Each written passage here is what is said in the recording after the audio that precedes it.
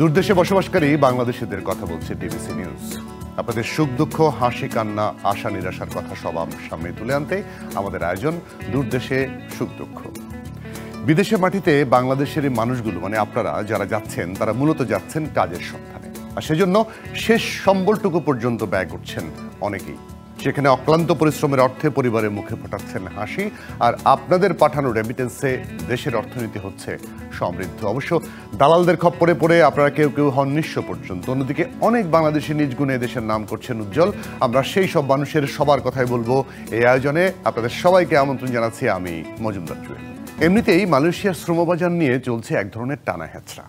এই খোলে তো এই বন্ধ হয়, অথচ মধ্যপ্রাচ্যের পর দেশটির সবচেয়ে বড় শ্রমবাজার বাংলাদেশের জন্য। এমন যখন পরিস্থিতি, এবার কাটা ঘায়ে নতুন করে নুন ঢালার মতো অবস্থা। জঙ্গি সন্দেহে দেশটিতে গ্রেপ্তার হলেন ৩৬ বাংলাদেশি। এটা নিয়েও চলছে কথার খেলা। মালয়েশিয়া পুলিশ বলছে ওরা জঙ্গি। বাংলাদেশ শুরুতে বলল তদন্তে একসঙ্গে কাজ করবে দুদেশ। এখন আবার বাংলাদেশ বলছে ওরা আসলে জঙ্গি নয়, তাদের ভিসার মেয়াদ শেষ। বলছি মালয়েশিয়া গ্রেফতার ৩৬ বাংলাদেশির কথা। এদের গ্রেফতারের পর দেশটির পুলিশ প্রধান বলেছেন আইএসকে ফান্ডিং করেন ওইসব প্রবাসী। এ কারণেই তাদের ধরা হয়েছে, চলছে তদন্ত। এরই মধ্যে অবশ্য এদের ৪ জনকে দেশে ফেরত পাঠানো হয়েছে। তাদের আটক করে জিজ্ঞাসাবাদ করেছে অ্যান্টি টেরোরিজম ইউনিট। সরকারের পক্ষ থেকে বলা হয়েছে ভিসার মেয়াদ শেষ হওয়ায় তাদের ফেরত পাঠানো হয়েছে। এখন প্রশ্ন চারদিকে, সত্যি তবে কোনটি? প্রথম প্রশ্ন, যদি এরা জঙ্গি হয়ে থাকে তবে দেশের শ্রম বাজারে আবারও পড়তে পারে কুঠারাঘাত। তাই এর সমাধান নিয়ে চিন্তার যথেষ্ট কারণ তো আছেই। যে কোনো নেগেটিভ বিষয়ই ভিসা প্রাপ্তির ক্ষেত্রে প্রভাব ফেলবে না আমি কথা বলতে পারি না। আমাদের দেখতে হবে যেন আমরা প্রপার স্টেপস যদি নেই তাহলে সেটা মিনিমাইজ করা যাবে। আমাদের করণীয় হচ্ছে দেখা যে আসলে তারা বিশেষ কোনো এই ধরনের কোনো অপকর্মের সাথে জড়িত কিনা। যদি জড়িত হয় তাহলে তাদের ব্যাপারে শাস্তিমূলক ব্যবস্থা গ্রহণ করা এবং এই ধরনের ঘটনা যাতে না ঘটে সেটা চেষ্টা করা। আরেক প্রশ্ন, যদি জঙ্গি না হয়ে থাকে তবে এই ধ্বংস হওয়া ভাবমূর্তি ভাঙবে কি করে? আর তাই মালয়েশিয়াকে সব ধরনের সহযোগিতা দেওয়ার তাগিদ তো আছেই। বাংলাদেশিরা এই ধরনের কাজে সম্পৃক্ত আছে, এই ধরনের ভাবমূর্তি কিন্তু আমাদের জন্য ক্ষতিকর। বাংলাদেশ সরকারের দিক থেকেও তাদেরকে অন্তত সহযোগিতা দেওয়া দরকার, যাতে করে এই বিষয়টা সম্পর্কে একটা পরিষ্কার একটা স্বচ্ছতা পাওয়া যায়। যদি তারা সেখানে সংশ্লিষ্ট থাকে তাদের বিচার হয়ে বাংলাদেশের দিক থেকে বাংলাদেশ যে এটাকে এই ধরনের কর্মকাণ্ডকে অনুমোদন করে না সরকারিভাবে বা রাষ্ট্রীয়ভাবে, সেই মেসেজটা বাইরে যাওয়া উচিত। মালয়েশিয়ার পুলিশ প্রধান জানিয়েছেন গ্রেফতারদের মধ্যে ৫ জনের বিরুদ্ধে সন্ত্রাসবাদে জড়িত থাকার অভিযোগে মামলা করা হয়েছে। ১৫ জনকে দেশে ফেরত পাঠানোর সিদ্ধান্ত হয়েছে, আর ১৬ জন হেফাজতে আছেন। DBC news desk. স্পর্শকাতর বিষয় নিশ্চয়ই। বিষয়টি নিয়ে কথা বলার জন্য আমাদের সঙ্গে আজকে অতিথি হিসেবে যুক্ত হচ্ছেন বায়রার সাবেক যুগ্ম মহাসচিব ফখরুল ইসলাম, আছেন গ্লোবাল লেবার অর্গানাইজেশনের south east Asia cluster lead অধ্যাপক এম নিয়াজ আবদুল্লাহ, এবং আছেন ওয়ারবি ডেভেলপমেন্ট ফাউন্ডেশনের পরিচালক জেসিয়া খাতুন। ৩ জনকে স্বাগত জানাই আজকে আমাদের এই আয়োজনে। অধ্যাপক নিয়াজ আসাদুল্লাহকে দিয়ে শুরু করতে চাই। মালয়েশিয়া থেকে যুক্ত হয়েছেন আপনি। এই যখন অবস্থা, আপনারা ওখানটায় বসে রিপারকাশন কি পাচ্ছেন? ৩৬ জন মানুষ বাংলাদেশি, তারা আবার আইএসের ফান্ডিং করে, অথচ এরা শ্রমিক শ্রেণীর মানুষ। এরা কত টাকা বেতন পায় যে আইএসকে ফান্ডিং করবে? আসলে এই ঘটনার মাধ্যমে আমরা আমাদের প্রবাসী যারা শ্রমিকরা যান তাদের যে বহুমুখী, তাদের যে ঝুঁকিপূর্ণ জীবন, তারই একটা বহিঃপ্রকাশ ঘটে। একদিকে আমরা জানি যে যারা আসছেন অধিকাংশ অদক্ষ, তাদের মধ্যে বহুমাত্রিক সাক্ষরতার অভাব, সেটা আইনি সাক্ষরতা হোক, সেটা লিখতে পড়তে সাক্ষরতা হোক, একইভাবে সেটা প্রযুক্তিগত সাক্ষরতা হোক। এবং একই সময়ে তারা যখন বিদেশে আসেন, এখানকার হোস্ট কমিউনিটি থেকেও কিন্তু তারা সামাজিক নিরাপত্তা বেষ্টনীর বাইরে থাকে। তো আমার চোখে যে ঘটনাটা হয়েছে, এগুলো কিন্তু এই দুটো যেই বহুমাত্রিক নিরাপত্তার অভাব, তারই কিন্তু বহিঃপ্রকাশ। এবং এখানে আসলে এটাকে বিচ্ছিন্নভাবে চিন্তা করার কোনো কারণ নেই, কারণ কি বিশ্ব আইনের যুগে এ ধরনের ঘটনা ঘটতেই পারে। পৃথিবীর অন্যান্য অঞ্চলেও কিন্তু প্রবাসী শ্রমিকদেরকে এ ধরনের ভালনারেবিলিটির মাধ্যমে যেতে হয়েছে। এবং আপনাদের হয়তো মনে আছে যে 2016 সালে সিঙ্গাপুর গভর্নমেন্টও কিন্তু এরকম বাংলাদেশি কিছু আহ, প্রবাসী শ্রমিকদেরকে দেশে ফেরত পাঠিয়েছিলেন। তো আমাদের মনে হয় যে হলো এই বিষয়টাকে একটু বড় পরিসরে চিন্তা করতে হবে। তাদের যেই ভালনারেবিলিটিটা সেটা বিচার করে আজকে আলোচনাটার আমাদের কনটেক্সটটা সাজাতে হবে। জি, একদম পরিষ্কার। আমি একটু জেসিয়া খাতুন আপনার কাছে আসি। আপনারা শ্রমিকদেরকে নিয়ে কাজ করেন, শ্রমিকদের অধিকার নিয়ে কাজ করেন। আপনাদের অবজারভেশন কি, কি মনে হয় এরা আদৌ কি জঙ্গি সংগঠনের সঙ্গে যুক্ত থাকতে পারে? বাংলাদেশের সরকার কিন্তু বলছে যে এদের অনেকের ভিসা শেষ হয়ে গেছিল, তাদেরকে পাঠানো হয়েছে। এরই মধ্যে পাঁচজন তো এসছে বাংলাদেশে, তারা হেফাজতে আছে। তাদের 4 জনকে আবার 4 দিনের রিমান্ডেও নেওয়া হয়েছে। বিষয়টাকে আপনি কিভাবে দেখছেন? ধন্যবাদ। আমি যেহেতু এই সেক্টরে বহুদিন থেকে কাজ করছি, আমি প্রায় 2008 সাল থেকে, এবং আমার অর্গানাইজেশন কাজ করছে 1997 সাল থেকে, এবং এটি একটি রিটার্নি মাইগ্রেন্টের অর্গানাইজেশন। আমাদের অবজারভেশন যেটা বলে সেটা হচ্ছে যে আপনি যদি একটু দেখেন যে আমি যদি 2004 থেকে হিসাব ধরি এই পর্যন্ত প্রায় 13 লক্ষের উপরে মানুষ কিন্তু আমাদের মালয়েশিয়াতে গিয়েছে, এবং আমরা গত বছরও দেখেছি যে এই সংখ্যাটা প্রায় 93,000-এর উপরে। এখন এই সময় পর্যন্ত আপনি কি শুনেছেন যে এই ধরনের কর্মকাণ্ডের সাথে আমাদের বিশেষ করে মালয়েশিয়ায় যুক্ত আছে? এখানে অনেক ফ্যাক্টর কাজ করে। সেটা হচ্ছে যে যখনই আমাদের ডিপ্লোম্যাটিক পজিশনটা অনেক ক্ষেত্রে স্ট্রং হয়, সেটাও কিন্তু অনেক ক্ষেত্রে আমাদের জন্য অন্যভাবে দেখে থাকে। হ্যাঁ, কারণ আমাদের অভিবাসীরা তো যারা গিয়েছে ওখানে ভালো অবস্থায় নেই, খুব কমই আছে যারা ভালো অবস্থায় গেছে, অনেক স্ট্রাগল করে তারা সেখানে গিয়েছে। আপনারা জানেন অনেক উচ্চ অভিবাসন ব্যয় তাদের সাথে জড়িত। তো সেই ক্ষেত্রে হচ্ছে কি এটা কিন্তু প্রমাণিত হয়নি যে তারা কোনো কিছুর সাথে যুক্ত আছে এখন পর্যন্ত।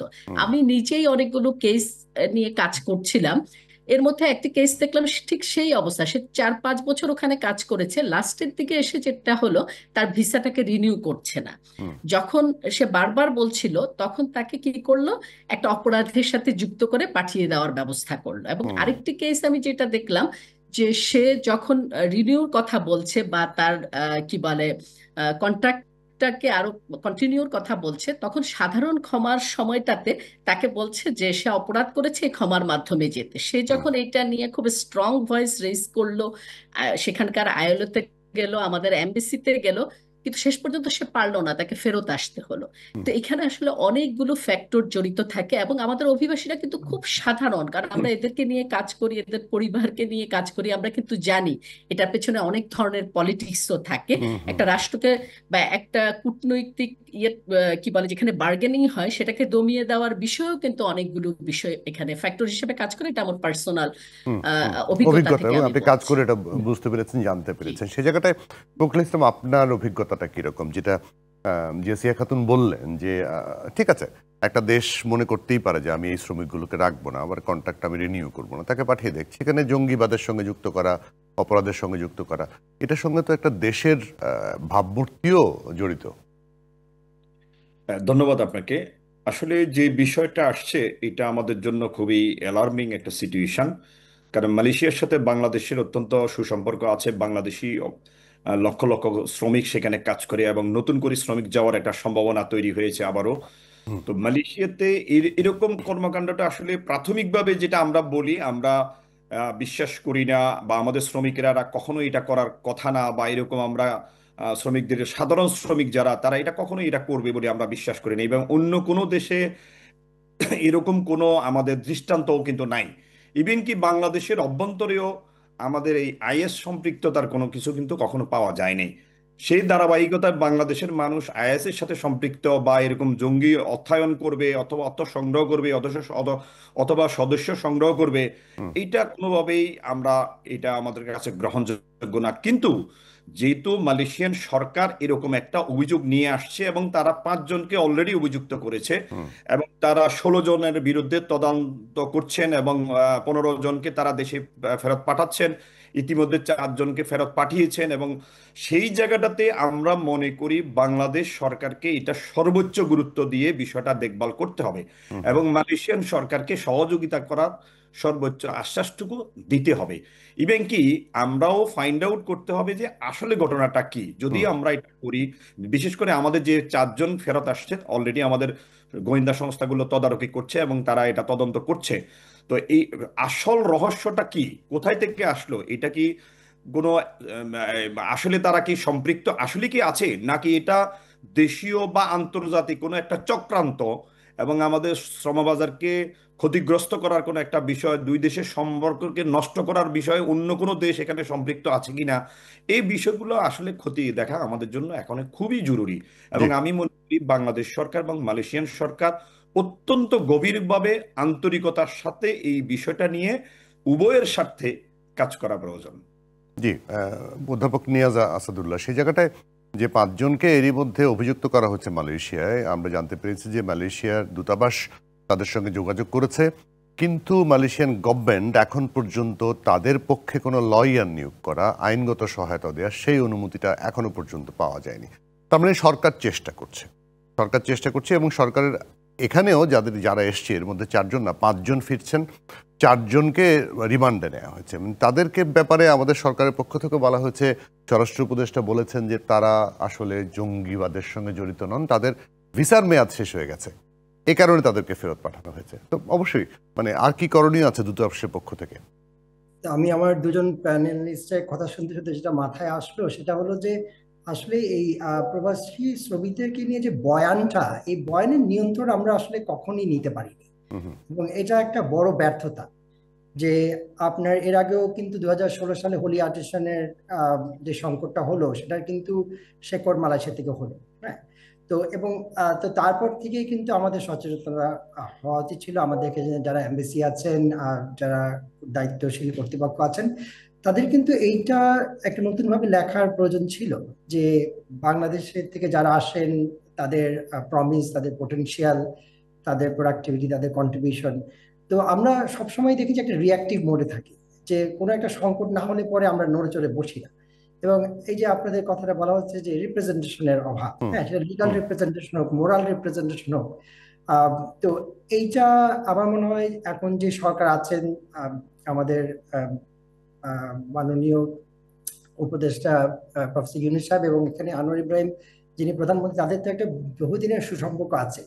তো আমরা কিন্তু প্রত্যাশা করছিলাম যে এই বয়ানটা একটা দীর্ঘমেয়াদী পরিবর্তন আসবে, এই একটা যে উইন্ডো অফ অপরচুনিটি হয়েছে, কিন্তু সেক্ষেত্রে কিন্তু আমরা অত সক্রিয় কোনো উদ্যোগ দেখিনি। তো আমার অভিমত হবে, এবং একইভাবে যদি আমরা আইএলও এবং অন্যান্য যারা আন্তর্জাতিক শ্রম আইন নিয়ে কাজ করেন, সেখান থেকে কিন্তু মালয়েশিয়ান সরকারের উপরে বহুদিনের একটা চাপ সৃষ্টি করা হয়েছে। একটা দাবি ছিল যে আপনার এই শ্রমিকদের যে লেবার রাইটস গুলো আছে, ল গুলো আছে, এগুলো স্ট্যান্ডার্ডাইজেশন হওয়া। এবং সেক্ষেত্রে কিন্তু আমরা অলরেডি জানি, যেমন ধরেন আপনার যে ওই পেনশন কন্ট্রিবিউশনের ক্ষেত্রে, এবং এখন কিছু কিছু পরিবর্তন এসেছে যে বিদেশি শ্রমিকরাও এখন এলিজিবল হচ্ছেন সকসো এবং হলো অন্যান্য যে সরকারি প্রভিশন আছে লোকাল ওয়ার্কারদের জন্য, সেগুলো। কিন্তু এর বাইরে কিন্তু আমাদের সরকারের তরফ থেকে কোনো বড় মাপের গ্লোবাল ক্যাম্পেইন হয়নি যে বাংলাদেশি শ্রমিকদেরকে নতুনভাবে উপস্থাপন করার, এবং একইভাবে তাদেরকে আরো একটা বড় টেকসই সামাজিক নিরাপত্তা বেষ্টনীর মাধ্যমে তাদেরকে বাইরে যাওয়ার জন্য প্রস্তুত করা, এবং এরকম সংকটের সময় তাদের এই প্রবাসে legal support, legal representation, media representation, এই জায়গাগুলো কিন্তু বড় গ্যাপ রয়ে গেছে। তো আমার মনে হচ্ছে এখন এই সময়টা হলো যে এই একটা ক্রাইসিস যদি আপনি বলতে চান, এটাকে কাজে লাগানো, এবং কাজে লাগানোর সবচেয়ে ভালো সময় এখনই। কারণ কি এই দুই দেশের মধ্যে সর্বোচ্চ পর্যায়ে যারা নেতৃত্বে আছেন তাদের মধ্যে এতই ভালো সম্পর্ক, এরকম পরবর্তীতে আবার কখন আসবে এই সুযোগ সেটা বলা হতে পারে কষ্টকর। পরিষ্কার একটা বিরতি নিয়ে আসি, বিরতি নিয়ে এসে কথা বলছি। আপনি যে কথাগুলো বললেন যে অ্যাড্রেসটা আমরা ঠিক মতো করি কিনা, কেন করি না, আমাদের দূতাবাসগুলো আসলে কেন অ্যাক্টিভ না অন্যান্য দূতাবাসের তুলনায়, সেটি নিয়ে একটু কথা বলতে চাই। কারণ ফখরুল ইসলাম এটা নিয়ে ভালো বলতে পারবেন, কারণ আপনারা তো শ্রমিক পাঠিয়ে দেন, এরপরের কাজটা তো দূতাবাস দেখভাল করবে, দূতাবাস পাশে দাঁড়াবে। সেই কাজটা আমরা পৃথিবীর বিভিন্ন দেশে আমরা দেখি না খুব একটা। একটা বিরতি নিয়ে আসছে আপনাদের সঙ্গে আলোচনায়। দর্শক, দূরদেশের সুখ দুঃখ থেকে নিচ্ছে একটা ছোট বিরতি, সঙ্গে থাকবেন।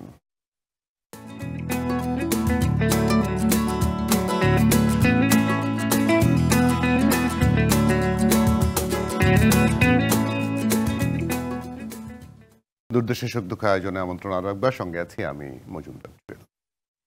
এই যে যারা মালয়েশিয়াতে ধরা পড়লেন, জঙ্গি বলা হচ্ছে, তাদের ব্যাপারে কি ব্যবস্থা নেওয়া হয়েছে, আমাদের কি করণীয়, একটা ছোট্ট তথ্য আপনাদেরকে জানিয়ে রাখি। সিরিয়া এবং বাংলাদেশের জঙ্গি গোষ্ঠী আইএস এর তহবিলে অর্থ পাঠাতো মালয়েশিয়ায় গ্রেপ্তার হওয়া ৩৬ বাংলাদেশি, কথা জানিয়েছে দেশটির পুলিশ প্রধান। তিনি বলেছেন, কি পরিমাণ অর্থ সংগ্রহ করেছে তা জানতে চলছে তদন্ত।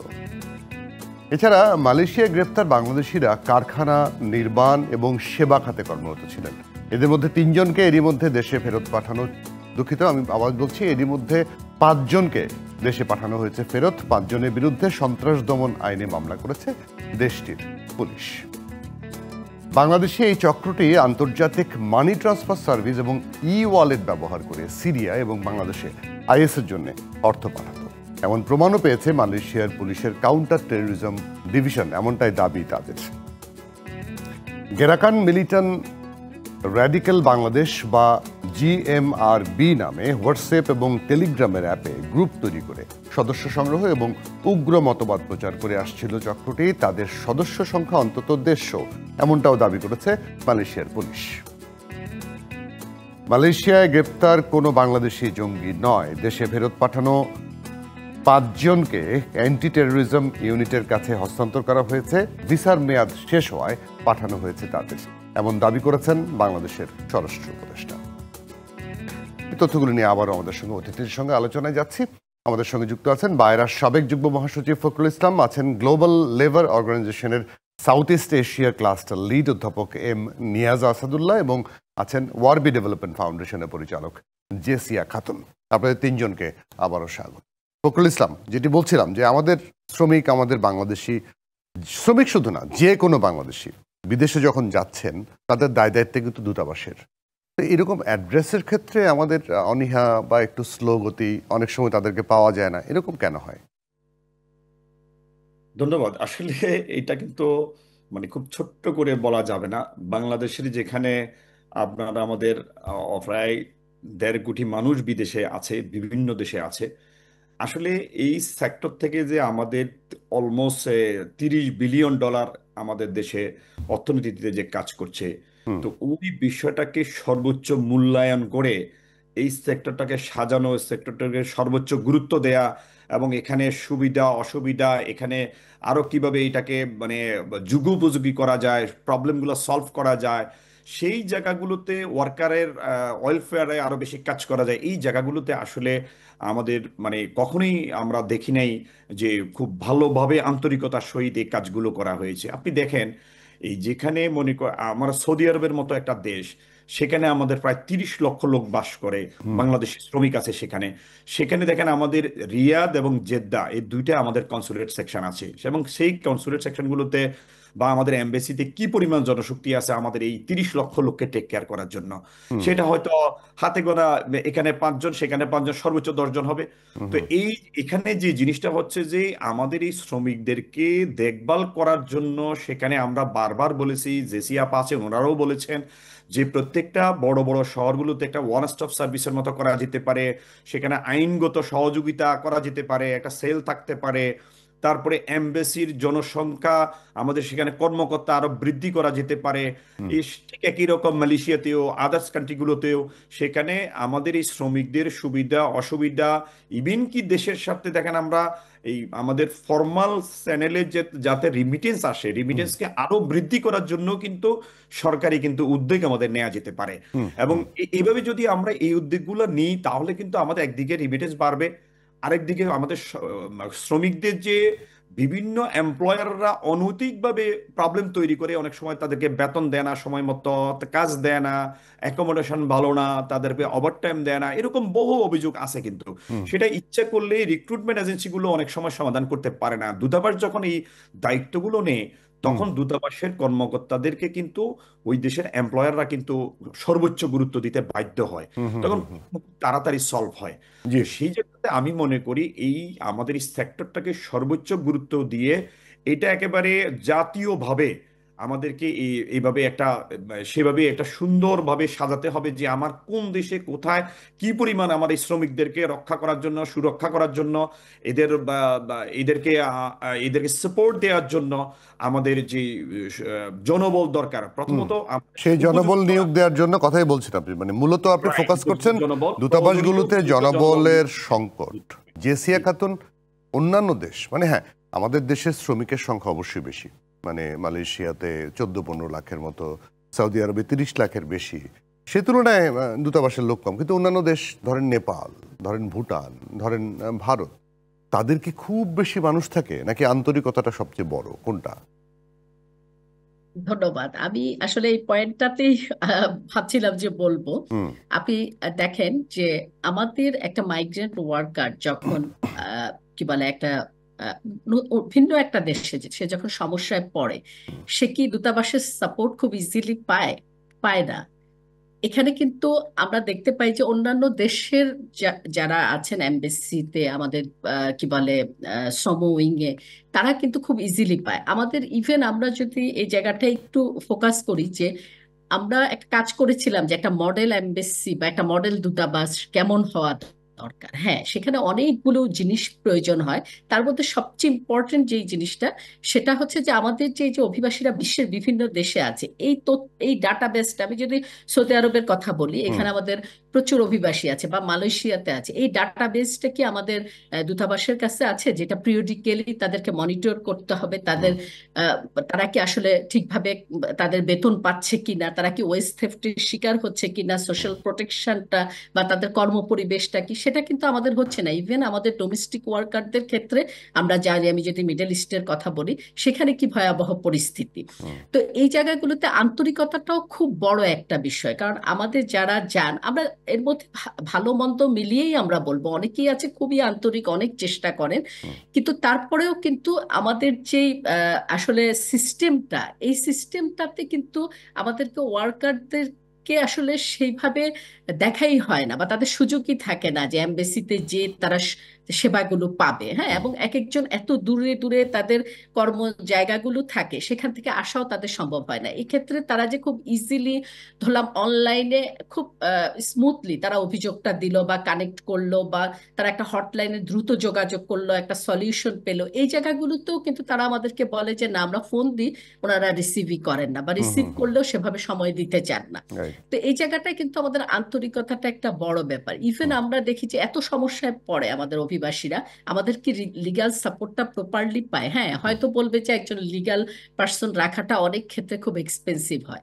অন্যান্য দেশ তারা কি করে, তারা কিন্তু কন্ট্রাক্ট বেসিসে নেয়, বা অন্য এমবেসির সাথেও তারা কিন্তু একটা এমওইউ করে এবং সেই সাপোর্টটা নেয়। এভাবে করে কিন্তু আমাদেরকে অল্টারনেটিভ ভাবতে হবে, এবং সবকিছুটাই কিন্তু অনেকটা ডিজিটালাইজড করতে হবে। কারণ আমাদের ওয়ার্কাররা ওখানে কিন্তু ওনাদের ভরসাই হচ্ছে যে আমাদের সরকার, ওখানে আমাদের দূতাবাস। হ্যাঁ, তো ওই সাপোর্টটা তারা কিন্তু আশা করে যে তাদের যে কোনো সমস্যায় তারা দূতাবাস থেকে সাপোর্ট পাবে। হ্যাঁ, আমাদের সিএসও বা অন্যান্য অর্গানাইজেশন সেখানে আছে, তারাও যথেষ্ট চেষ্টা করে, কিন্তু মিডল ইস্টের মতো দেশগুলোতে আপনি জানেন যে আমরা সেভাবে সরাসরি ওই দেশে আমরা সাপোর্ট দিতে পারি না। হয়তো আমরা বিভিন্ন থ্রুতে তাদেরকে সাপোর্ট দেওয়ার চেষ্টা করি, বা তারা সমস্যায় পড়লে ফেরত আনার চেষ্টা করি, বা এখানে রিক্রুটিং এজেন্সির আমাদের কি বলে ভাই আছেন, উনিও জানেন যে ওনাদেরকে অনেক সময় আমরা একটু প্রেশার দিই যে সে এই অবস্থায় আছে, এখানে আপনাদেরও দায়িত্ব আছে তাদেরকে কি বলে সাপোর্টটা দেওয়া। তো এভাবে আসলে আমরা কাজ করি, কিন্তু আসলে আমাদের গভর্নমেন্টকে অনেক বেশি আন্তরিক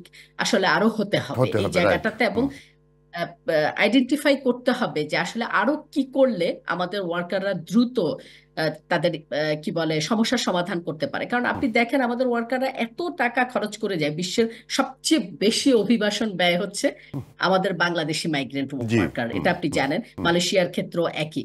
এবং ওখানে তারা কিন্তু যায় এখান থেকে ঋণগ্রস্ত হয়েই, এবং ওখানে যে ওরা অমানবিক পরিশ্রম করে, তাদের স্বাস্থ্যের ঝুঁকি থাকে, অনেকগুলো বিষয় থাকে, তারা অনেক ধরনের সাপোর্ট প্রত্যাশা করে, কিন্তু ওইভাবে কিন্তু তারা সেই সাপোর্ট গুলো অনেক ক্ষেত্রেই তারা পায় না।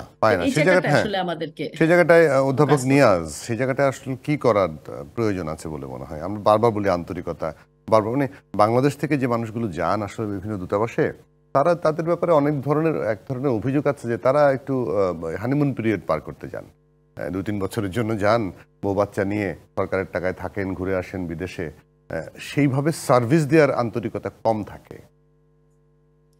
তো এখানে আসলে আমাদের মানসিকতা পাল্টাতে হবে। আমরা অনেক প্রচারে অর্থ ব্যয় করি, হ্যাঁ, যে আমাদের বলি যে রেমিটেন্স যোদ্ধা, হ্যাঁ, তাদেরকে আমরা বিভিন্ন নামে ডাকি, এবং যখন আমাদের ফরেন রিজার্ভের সংকট পড়ে তখন কিন্তু আমরা তাদের কাছে ছুটে যাই, হ্যাঁ। কিন্তু বাস্তবতা হলো যে আমাদের কিন্তু উই ডোন্ট ওন দেম, হ্যাঁ। মানে ওন করা কিন্তু হলো যাদের অর্জন না, তাদের সংকটটাকে ওন করা এবং তাদের বিপদে পাশে থাকা। যেমন আপনার মনে আছে যে এখন যেটা আমরা আলাপ করছি, এখানে কিন্তু একটা প্রযুক্তির সংকট আছে, হ্যাঁ, যেটা বলা হচ্ছে হোয়াটসঅ্যাপ। এখন আমাদের কিন্তু আপনি মনে আছে যে এই প্রযুক্তি দিয়ে তাদেরকে নিরাপত্তা দেওয়ার কিন্তু একটা বড় উদ্যোগ নেওয়া হয়েছে, একটা আমি প্রবাসী অ্যাপ তৈরি হয়েছিল। এবং তারপরে আমরা জানি যে ওই অ্যাপের মাধ্যমে কার উন্নয়ন হয়েছে, কে ফায়দা পেয়েছেন। তো অতএব সলিউশন আছে, কাঠামো আছে, কিন্তু স্বচ্ছতা নেই। এবং আমার মনে হচ্ছে যে এখনো কিন্তু আমরা ওদেরকে পুরোপুরি ওন করি না। তো এই জিনিসটাতে একটা বড় পরিবর্তন আসা দরকার। তো এটার কারণটা হলো দুটো। একটা হচ্ছে যে বিশ্বব্যাপী কিন্তু মাইগ্রেন্ট ওয়ার্কাররা সেকেন্ড ক্লাস সিটিজেন হিসেবে সব দেশেই শোষিত হয়। খুব রিসেন্ট এক্সাম্পল যদি বলি, সিঙ্গাপুরে একজন ইন্দোনেশিয়ান ওয়ার্কারকে আপনার ফেরত পাঠিয়ে দেওয়া হয়েছে, তাকে বলা হয় যে তুমি র্যাডিক্যাল আইডিয়া স্প্রেড করছো। তো আপা যেটা বললেন এবং ফখরুল ভাই যেটা বললেন যে যারা হোস্ট গভর্নমেন্ট, তাদের কিন্তু আপার হ্যান্ড থাকে, তারা বিভিন্ন ভাবেই হলো এই কার্ডটা প্লে করে। তো সমস্যাটা হলো যে তার পাশে ওই সময় দাঁড়িয়ে এটাকে কাউন্টার করার কোনো প্রাতিষ্ঠানিক সাপোর্ট আমরা দেই না, তার কাছ থেকে আমরা সেটা প্রত্যাশাও করি না, কারণ তাকে সেই সক্ষমতা দিয়ে আমরা বাইরে পাঠাই না। তো বাংলাদেশের জন্য এটা খুবই জরুরি, কারণ কি এই মুহূর্তে কিন্তু আমরা নন ট্র্যাডিশনাল মার্কেটে ঢোকার চেষ্টা করছি, জাপানের শ্রমিক পাঠানোর কথা চেষ্টা করছি। এই ইমেজ নিয়ে আমরা কোথাও বেশি আগাতে পারবো না। অতএব আমার মনে হচ্ছে মালয়েশিয়ার এই যে ডেভেলপমেন্টটা হয়েছে, এটা আমি আশা করব যে সবাইকে আবার নতুন করে ভাবতে হবে। Thank you. জি, আমরা একটু একটা বিরতি নিব, বিরতি নিয়ে ফিরে এসে একটু সিন্ডিকেট প্রসঙ্গে আলোচনা করবো। মালয়েশিয়া নিয়ে বারবার কথা বলি, মালয়েশিয়া সিন্ডিকেট আমরা ভাঙতেই পারি না। আগের সরকার তো ভাঙার চেষ্টাও করে নাই, হয়তো এই সরকারও বলেছে যে সিন্ডিকেটের কাছে বন্দী হয়ে আছে। ভাই, তাহলে এত যুদ্ধ করে এত কিছু করে এরকম নতুন বাংলাদেশের স্বপ্ন দেখে কি লাভ হলো? তাহলে আপনারা সিন্ডিকেট ভাঙতে পারবেন না কেন? মানুষ তো আপনাদের পাশে আছে। সে জায়গাটা একটু আলোচনা আসবো। দর্শক, দূরদেশের সুখ দুঃখ থেকে নিচ্ছি আরো একটা বিরতি, সঙ্গে থাকবে।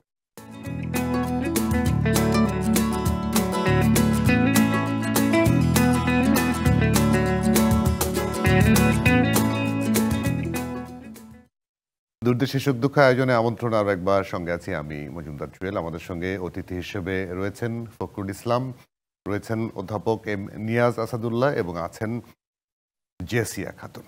আপনার তিনজনকে আবারও স্বাগত। ফখরুল ইসলাম, যে কথাটা বলেছিলাম যে সিন্ডিকেট কি ভাঙতে পারবো না, এখন আবার এই যে জঙ্গিদের মতো অভিযোগ, তাতে তো আরো সুযোগ পেয়ে যাবে। ওখানকার যারা সিন্ডিকেটের সদস্য, তারা তো বেশ ভালোই সুযোগ পাবে মনে হচ্ছে। জি, বিষয়টা হচ্ছে যে সিন্ডিকেট ভাঙার জন্য আমরা কতটুকু আন্তরিক, এটাই হচ্ছে বড় প্রশ্ন। বিকজ লাস্ট ইয়ারগুলোতে সিন্ডিকেট হয়েছিল দুই দেশের সম্পৃক্ততা, রাষ্ট্রীয়ভাবে সম্পৃক্তভাবেই হয়েছে। বিশেষ করে বাংলাদেশের কনসার্ন ছাড়া কোনো সিন্ডিকেট হয় নাই। আপনি জানেন, সম্প্রতি আমাদের মাননীয় উপদেষ্টা ডক্টর আসিফ নজরুল বলেছেন যে সাবেক ফ্যাসিস্ট শেখ হাসিনার আমলে বাংলাদেশের সাথে মালয়েশিয়ার যে এমইউ হয়েছে, সেই এমইউর কারণে অনিয়ম এবং দুর্নীতি হয়েছে। উনি ঠিক এই কথাটাই বলেছেন।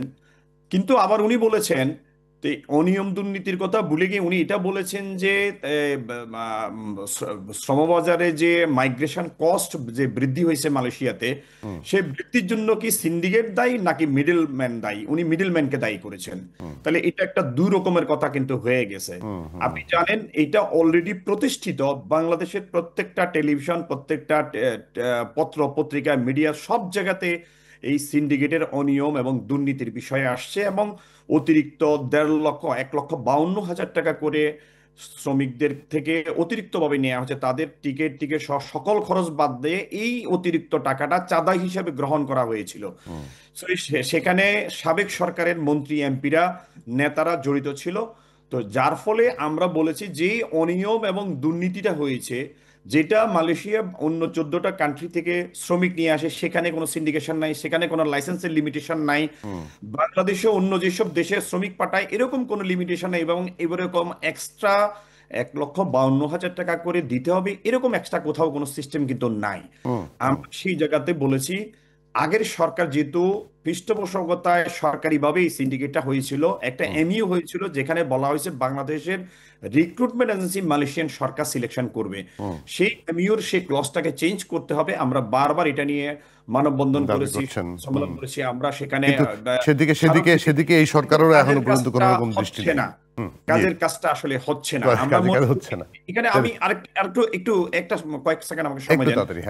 মালয়েশিয়ান সরকার বলছে যে তারা লিমিটেড লাইসেন্সের মাধ্যমে যাবে, তো আগেও লিমিটেড লাইসেন্সের মাধ্যমে গিয়েছে, কিন্তু what will be the criteria, কোনো স্বচ্ছতা আছে সেখানে? টাকার বিনিময়ে আগে ছিল 5 কোটি, এখন হলো 15 কোটি টাকা দিলে লাইসেন্স সম্পৃক্ত হবে, আবার ওয়ার্কার থেকে অতিরিক্ত টাকা নিবে। এই যে অনিয়মের দুর্নীতি, আগের সরকার যেটা করেছে এই সরকারও কি একই অনিয়ম দুর্নীতি করবে, নাকি তারা এখানে স্ট্রং একটা পজিশন নেবে? আমি মনে করি আমাদের মাননীয় প্রধান উপদেষ্টার সাথে মালয়েশিয়ান প্রধানমন্ত্রীর সাথে একটা সখ্যতা আছে, বন্ধুত্ব সম্পর্ক আছে। সেই জায়গাটাতে আমরা মনে করি এখানে আমাদের দেশের স্বার্থে, শ্রমিকদের স্বার্থে এই বিষয়টা কাজে লাগানো দরকার, যাতে কম খরচে আমাদের কর্মীরা যেতে পারে, এবং সেটার একটা মেকানিজম করতে হবে, এবং সকল বৈধ রিক্রুটিং এজেন্সি যেন কর্মী পাঠায়। জি জেসিয়া খাতুন, সেই জায়গাটায় আসলে আমাদের তো দেশের মধ্যেও আমরা ওইরকম মানুষকে খুব একটা চাকরি দিতে পারছি না, সেখানে বিশেষ করে যে আনস্কিল্ড বা টুকটাক স্কিল যারা আছে, তারা যারা বাইরে যাচ্ছে, সেখানে এই 11 মাসে সরকারের পক্ষ থেকে, মানে বর্তমান সরকার যেটা আর কি, তাদের পক্ষ থেকেও যে খুব বেশি উদ্যোগ দেখা গেছে তা না। যেখানে আবার মালয়েশিয়া বলা হলো লোকজন যাবে, আবার খুলবে, কিন্তু খোলার কোনো নামগন্ধ নাই, এখন আবার জঙ্গি সম্পৃক্ততার অভিযোগ। আপনি কিভাবে বিশ্লেষণ করবেন? জি, ধন্যবাদ। আমি এখানে একটু ফখরুল ভাইয়ের সাথে অ্যাড করি যে আমাদের কি বলে প্রবাসী কল্যাণ মন্ত্রণালয়ের উপদেষ্টা উনি আরেকটি কথা বলেছেন যে আমরা জানি যে যখন এই মালয়েশিয়ার শ্রমবাজারটা ওপেন হয় তখন এক ধরনের মিডলম্যান তারা খুব প্রচারে নেমে যান, এবং এই জায়গায়ও তারা কিন্তু মানে অর্থ কালেক্ট করেন। ওই অর্থে আসলে মিডলম্যানের কথাটা হয়তো এসেছে আমার যতটুকু ধারণা, কিন্তু সিন্ডিকেটটার কথা বারবারই আমরাও বলছি, ওনারাও বলছে, কিন্তু আমাদের প্রত্যাশা অনেক বেশি ছিল যে এই নতুন অন্তর্বর্তীকালীন সরকার এই জায়গাটা একটা বড় ভূমিকা হয়তো নিবেন। কিন্তু আমি যতটুকু জেনেছি যে এখন উনি স্পষ্টই বলেছেন যে এর মধ্যে 30 থেকে 40 হাজারের বেশি লোক কিন্তু মালয়েশিয়ায় যাবে না। উনি বলেছেন এটা আপনারা সবাইকে প্রচার করবেন। অনেকেই জানে যে 3 লক্ষ, 4 লক্ষ, 5 লক্ষ লোক নিবে, কিন্তু আসলে বিষয়টা কিন্তু এরকম না। এটা উনি আমাদের সাথে শেয়ার করছিলেন যে জাপানের এমইউ যেই প্রোগ্রামটা, সেখানে উনি এটা শেয়ার করেছেন। তো এই জায়গাটাও একটা উদ্বিগ্নের বিষয়, কারণ আপনি যেটা বলছিলেন যে আমাদের ওয়ার্কাররা চায় তারা দেশের বাইরে কাজের উদ্দেশ্যে যাবে, এটা আমাদের যুগ যুগ ধরেই চলে আসছে। তো সেই ক্ষেত্রে আমরা যদি দেখি যে আমরা এখন বেশি ফোকাস দিচ্ছে গভর্নমেন্ট স্কিলড ওয়ার্কারের উপর, কিন্তু আপনি দেখেন একজন স্কিলড ওয়ার্কার কি 4-5 লক্ষ টাকা দিয়ে বিদেশে যাবে? আমরা মালয়েশিয়ার ক্ষেত্রে একটা কি বলে স্টাডি করেছি, দেখেছি যে অন অ্যান অ্যাভারেজ 5,44,000 টাকা খরচ করে তারা দেশের বাইরে যায়। সৌদি আরবের ক্ষেত্রেও কাছাকাছি কম বেশি।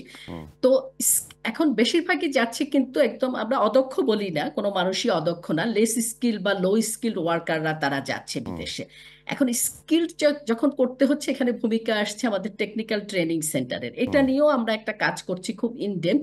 আসলে এই টেকনিক্যাল ট্রেনিং সেন্টারগুলো কতটুকু দক্ষ লোক তৈরি করতে পারছে, হয়তো এটা আমরা আপনাদের সামনে নিয়ে আসব। এই জায়গাটায় টিটিসির একটা বড় ভূমিকা আছে, যে দক্ষ শ্রমশক্তি। কারণ এখন আসলে এই কম্পিটিটিভ মার্কেটে দক্ষ শ্রমিক ছাড়া, ভাষার শিক্ষা প্রশিক্ষণ ছাড়া, পাশাপাশি নতুন নতুন লেবার মার্কেটগুলো আমাদের গভর্নমেন্টকে নিজ উদ্যোগেই খুঁজতে হবে, এবং সেই জায়গাতে ডিপ্লোমেটিক যে আমাদের কি বলে আমাদের জায়গা থেকে চেষ্টা, নেগোসিয়েশন, সেই জায়গাটা করতে হবে, এবং অবশ্যই দক্ষ লোক। এবং সেই জায়গাটায় আমরা সবসময় বলি যে এমপ্লয়ার্স পে প্রিন্সিপাল বা এমপ্লয়ার্স পে মডেল।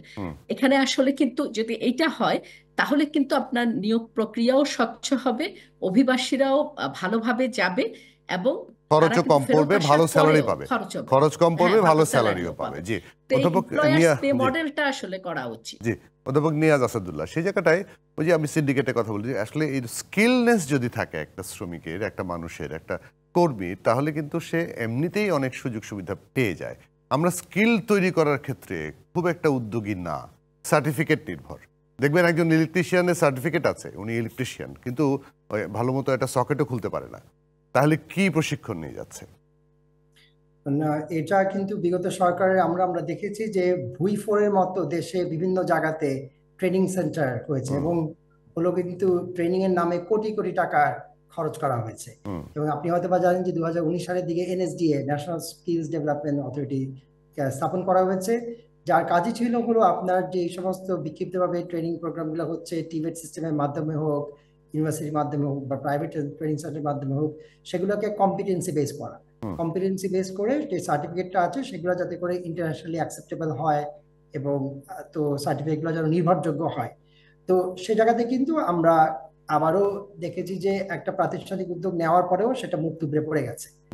এখনো আমরা দেখছি দেশে বিভিন্ন জায়গাতে যে আপনার ট্রেনিং প্রোগ্রামে অংশ নিচ্ছেন, সেটাকেই দক্ষতার মানদণ্ড হিসেবে বিবেচনা করা হচ্ছে। সে ট্রেনিং করে কি দক্ষতা পেলেন সেটাকে কিন্তু পরিপূর্ণভাবে যাচাই করা হচ্ছে না। এবং আন্তর্জাতিক ভাবে কিছু স্ট্যান্ডার্ডও আছে, সেগুলো কিন্তু হলো বাংলাদেশে নিশ্চিত করে বড় আকারে বাইরে শ্রমবাজারে শ্রমিক পাঠানো হবে সেই উদ্যোগ আমরা দেখছি না। তো এখানে একটা ফ্র্যাগমেন্টেড সেট আপ আছে আমাদের, যেখানে হলো যে ওই কোঅর্ডিনেশনের অভাব, বিভিন্ন সংস্থা আছে যেটা হলো কিনা যারা শ্রমিকদেরকে বাইরে পাঠানোর দায়িত্বে আছেন বা দেশের মধ্যে যারা শ্রমিকদেরকে ট্রেনিং করার দায়িত্বে আছেন, সেখানে একটা বড় সংযোগের অভাব। এবং তারপরে আপা যেটা বললেন যে হলো যে তথ্য উপাত্ত দিয়ে এদেরকে একটা সামগ্রিক নিরাপত্তা বেষ্টনীর মধ্যে আনার মধ্যে অভাব। সেটা হলো যে ট্রেনিং দাবি করে যাচ্ছেন সেটা কি ঠিক কিনা, এবং যখন তারা বাইরে যাচ্ছেন তাদেরকে সেই বেসিসে কি আমাদের এমবেসি এবং মালয়েশিয়াতে যারা সরকারি অথরিটি আছে তারা কি ভেট করতে পারছেন কিনা, ট্র্যাক করতে পারছেন কিনা। এখানে আরেকটা জিনিস সমস্যা হয়ে গেছে যে বাংলাদেশে কিন্তু আনডকুমেন্টেড ওয়ার্কার অনেক বেশি মালয়েশিয়াতে। তখন ওটা যখন আপনি নির্মূল করতে পারছেন না, যে ট্রেনিং নিয়ে দক্ষতা যাচাই বাছাই করে যাওয়ার ইনসেন্টিভটা কিন্তু আর থাকে না। অতএব আমাদের কিন্তু দুমুখী অ্যাপ্রোচে যেতে হবে। একদিকে হলো ইররেগুলার মাইগ্রেশনটা, এটাকে একেবারেই বন্ধ করতে হবে। তখন কিন্তু সবারই ইনসেন্টিভ বাড়বে যে হলো যে দক্ষতামুখী অভিবাসনের। এবং এর পাশাপাশি যেটা আমাদের যে সংকট দেশে, যে সাক্ষরতারই সংকট, দেখা যাচ্ছে ক্লাস 5 পাস করছে, পিএসসি পাস করছে, জেএসসি পাস করছে, কিন্তু লিখতে পড়তে পারছে না।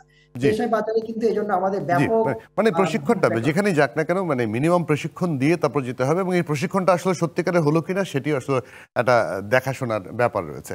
অধ্যাপক নিয়াজ আসাদুল্লাহ, ফখরুল ইসলাম এবং জেসিয়া খাতুন, তিনজনকে অনেক ধন্যবাদ, কৃতজ্ঞতা আমাদেরকে সময় দেওয়ার জন্য। আমরা চেষ্টা করব আরও অন্য বিষয় নিয়ে কথা বলার জন্য। বিশেষ করে জেসিয়া খাতুন বলেছিলেন যে এই প্রশিক্ষণ সেন্টারগুলো নিয়ে কথা বলার কথা।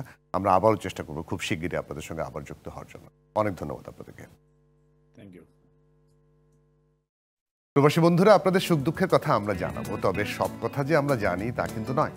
এমন অনেক কথা, ঘটনা, সাফল্য আছে আপনাদের, যা আমাদের জানতে হবে। আর আমরা জানলে জানবে জাতি, জানবে বিশ্ব। তাই আপনারা কি জানাতে চান, কি বলতে চান, আমাদেরকে জানান। কোনো কথা থাকলে ভিডিও বার্তাও পাঠাতে পারেন আমাদের ঠিকানায়। আমাদের সঙ্গে যোগাযোগের ঠিকানা ক্যাপিটাল লেটারে durdesh.dbc@gmail.com, এই ঠিকানায়। ভালো থাকবেন, খুব ভালো। আবারও দেখা হবে আগামী শুক্রবার। ডিবিসির সঙ্গে থাকবেন।